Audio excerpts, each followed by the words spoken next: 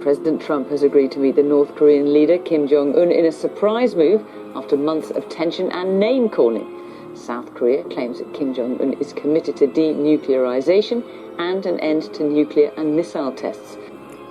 Like the kid who couldn't quite keep the secret, Donald Trump slipped into the White House press room and told reporters to expect a huge statement on a big subject. Here we go.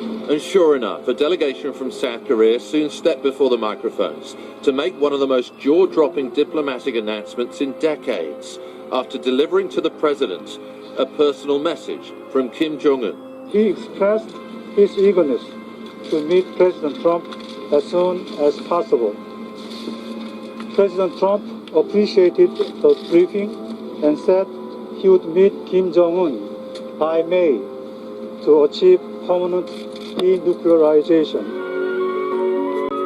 Prior to arriving in Washington, they'd held a meeting in Pyongyang, with Kim Jong-un offering a warm hand of friendship rather than rattling his usual saber.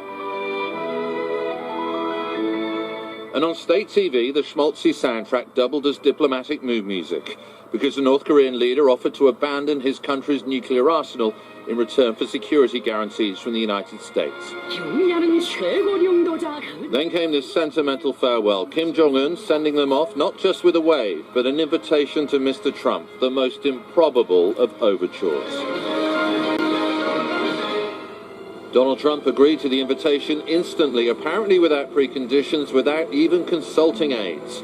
So perhaps that explains the confusion tonight at the White House, with aides playing catch-up and now demanding verifiable actions by North Korea before the summit can take place.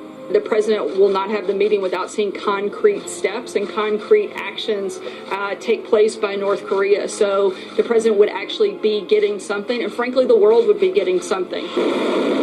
North Korea's nuclear and missile capability has posed the toughest foreign policy dilemma for successive administrations, and US presidents have always turned down offers of face-to-face meetings. Only yesterday, America's top diplomat ruled out direct talks with any US officials. What the White House is certain about is that the president's tough talk has exerted maximum pressure on Pyongyang. They will be met with fire and fury like the world has never seen. Rocket Man is on a suicide mission for himself and for his regime. This is a huge gamble which offers Pyongyang a propaganda coup without much diplomatic groundwork, without a guarantee of success. But all of Donald Trump's presidential predecessors have failed to halt North Korea's nuclear program. So perhaps it's worth this dramatic new gesture. Two combustible leaders dealing with what's potentially the world's most combustible problem. Diplomacy akin to a Las Vegas title fight. The international summit of the century. Nick Bryant, BBC News, Washington. Today's announcement follows something of a thaw in relations between North and South Korea. It saw them march under a single flag at the Winter Olympics.